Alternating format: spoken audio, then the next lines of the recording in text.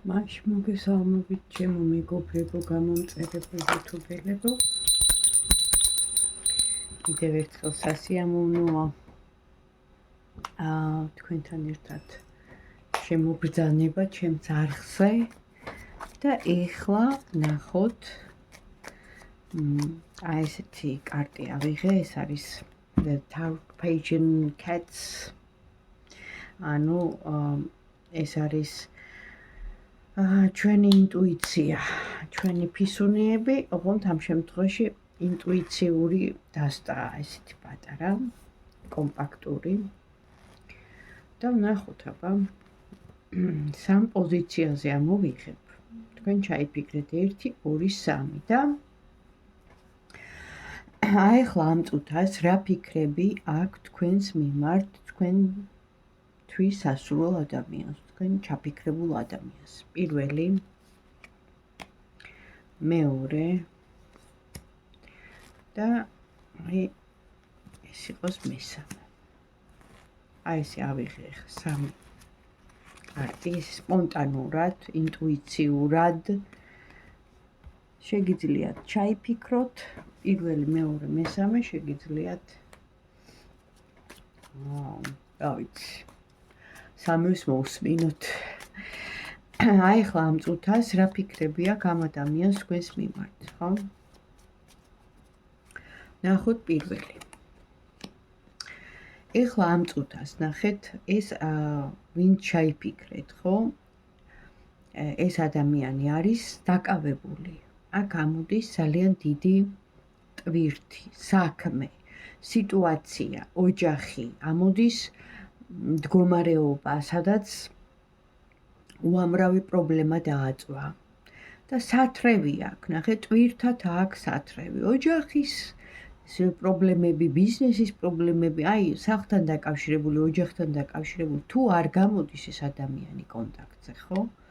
ესე იგი, არის ძალიან დაკავებული და უბრალოდ ისე იღლება, რომ აღარ აქვს, იმის დრო, ან მოგწეროთ, ან მოგიკითხოთ, ან დაგირეკოთ, ან შეგხვდეთ, ესე ამოდის პირველი. მაგრამ დავაუმატოთ, ხო?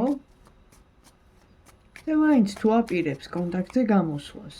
პირველი ვარიანტისთვის კონტაქტი თუ იქნება. ჯერჯერობით არ იქნება, აქ ამოდის გაჩერების კარტი, სტაგნაციის კარტი, რაც იმას ნიშნავს, რომ რაღაცა სიტუაცია აირია, შეიძლება ოჯახში აირია სიტუაცია, შეიძლება თქვენთან აირია, რაღაც ისე არ გამოვიდა, როგორც საჭიროა, იმიტომ რომ ჯერჯერობით არის დაკეტილი ტარები, პორტალი, ფანჯარა, რა ვიცი, რაც გინდათ ის დაარქვით. აქ ამოდის კიდე, ინტუიციურად გვაძლევენ იმის მინიშნებას, რომ ეს ადამიანი არეულია, როგორც პირადში, ასევე თავის ფიქრებში, გრძნობებში, აქ, ესე იგი, მოსახვეტი, გასაწმენდი, გასასუფთავებელი აქვს მისი სივრცე, ამ შემთხვევაში სული, გონება, ფიქრები, აზრები. და ეს პროცესი მიმდინარეობს. შეიძლება ეს ყველაფერი იმიტომ არის, რომ ძალიან გადაღლილია, ძალიან ბევრი საქმე აქვს და როცა იღლები ადამიანი, მერე გერევა, ხო, რამსები რო იტყვიან. მოკლედ, ჯერჯერობით აქ პაუზა. ეხლა მეორე ვარიანტი, აბა. აქ ამოდის ძალიან ესეთი სამართლიანობის კარტი, რაც იმას ნიშნავს, რომ რა გითხრათ, სამართლიანობის კარტი ამოდის. ამ წუთას სრული, გულწრფელი ფიქრები და აზრები აქვს თქვენს მიმართ. ეს ადამიანი გულწრფელი არ გატყუებთ. პირველი, რაც შეიძლება, რომ განუგეშოთ, არის ეს, ხო? მისი ფიქრები ასეთია. აბა კონტაქტი და მოქმედება როგორი იქნება? მეორე ვარიანტი ვინ ჩაიფიქრა? კონტაქტი და მოქმედება. ელოდება სიტუაცია, ძალიან სწრაფი იქნება. ეხლა აქ ამოდის ისეთი მდგომარეობა, რომ შეიძლება ხვალაც მოგწეროთ, არ არის გამორიცხული. ეს არის ძალიან ინტუიციური ადამიანი, პერსონა, მეორე ვინ ჩაიფიქრა სამართლიანი ან თვითონ აქვს რაღაც პროფესია ესეთი სამართალთან დაკავშირებული the justice ხო იურისტი ან რა ვიცი მოკლედ ახლა ბევრი მიყურებს ხო საჯარო გაშლა მაგრამ რაც ვავარია სამართლიანია და აი ძალიან მალე შეგეხმიანებათ იმიტომ რომ რაღაც მომენტებში ხო ამოდის ფიქრი იდუმალი ფიქრები, აი ჩუმი ფიქრები, ღამე, სავსე მთვარე ფიქრები, მოლოდინები, ოცნებები, ანუ ფიქრობს და შეგეხმიანებათ. მეორე ვარიანტს გულწრფელია, სამართლიანია, ფიქრობს შეგეხმიანებათ. მესამე ვარიანტი. აქ უკვე გაურკვევლობაა, ჩემო კარგებო, აქ ილუზია, აქ დაფარული ზრახვები ფიქრებია, აქ ცოტა ფსიქოემოციონალური ფონია, ისტერიული, ნერვოზული, რა ვიცი, ყველაფერი შემიძლია ვთქვა, მთვარეული, გაბნეული, არაფხიზელი, ანუ ყველაზე მეტად, შემიძლია ვთქვა ის, რომ შეიძლება ეხლაც არ არის ფხიზელ მდგომარეობაში ამ წუთას. ფიქრები ნამდვილად აქვს, მაგრამ ილუზორული, ანუ არარეალური. ადამიანი, რომელიც ოცნებობს, ხო? თან მით უმეტეს დაფარულად და ღამე და თქვენს ხო ესეთი ინტიმური ფიქრებით. ამა კონტაქტი თუ იქნება. მესამე პოზიცია ვინ ჩაიფიქრა. აქ, არ ვიცი. ეს ადამიანი ან ქურუმია, ან მაგია, ან ეზოთერიკოსია, ან ტაროლოგია, ან ასტროლოგია, ან რაღაცა ექსტრასენსორული, ექსტრაორდინალური, ესეთი ნიჭები აქვს, იმიტომ რომ ახლა ამოდის the high Pisces და the moon, ხო? ეს ანუ ძალიან ინტუიციურ რაღაცა, აი მოკლედ რო ჩადის ადამიანი ქვეცნობიერში და ასტრალში რო გადის და იქ ფაქის სივრცეში რო შეუძლია გასვლა სხვა სამყაროებში, ანუ გესმით? აი რაღაცა ესეთია რა. ანუ ძალიან დაფარული, ძალიან იდუმალი, ძალიან საიდუმლო, ძალიან მოკლედ აი ამ ნიჭებით დაჯილდოებული და თან რა თქმა უნდა დაფარული. მაგრამ ინტუიცია აქვს ძალიან ძლიერი, რაც თავარია, მესამეს. და მაინც კონტაქტი თუ იქნება. რახან ასე ექსტრასენსორულად, დისტანციურად. დისტანციური კონტაქტია, ხო რაღაც. ან სიზმარში მოდის. ხო? აბა თუ იქნება კონტაქტი. კი ბატონო. აპირებს თქვენთან კონტაქტს ეს ადამიანი. თქვენ ესე იგი ამ შემთხვევაში მას ამოუხვედით თქვენ როგორც გაწონასწორებული, სტაბილური, არც თქვენ არ მოიკოჭლებთ ინტუიციის მხრივ. ნახეთ, ინტუიცია თქვენ ძალიან კარგი გაქვთ, მაგრამ იმას ახლა გაორმაგებული კარტები ამოუვიდა რაღაც ესეთი არც მინახია პერფექციონიზმი. ხო და ანუ აქ ისეთი მომენტია რომ აი თქვენი რა მოწონს, ნახეთ სტაბილურობა, აი აყვავება, აი ქალის სურნელი, ხო, ყვავილივით ხართ, აი ესეთი მომხიბვლელი არსება ხართ, ნამდვილად ძალიან მოწონხართ, ნამდვილად სტაბილური, ანუ ესეთი ზრახვები და ფიქრები, მაგრამ ეს არის დაფარული, ძალიან დაფარული, ანუ ამას არ ამბობს ადამიანი რა. არ ამბობს, მაგრამ ძალიან დიდი მიზიდულობა აქვს. ანუ თქვენს გაქვთ ინტუიცია, ამიტომ აი რაც ამ ადამიანთან რასაც იგრძნობთ, ეს მიმოწერა იქნება, პირადი შეხვედრა იქნება, არ ვიცი ხო რა დონის კონტაქტი გექნებათ, ანუ ინტუიცია უნდა ჩართოთ ამ ადამიანთან, მესამე პოზიცია ვინ ჩაიფიქრა. ანუ ეს როგორი რაღაცაა, იცით, აი სტანისლავსკის ის არის, რა ქვია, პროგრამა. სტანისლავსკი, ანუ ვინც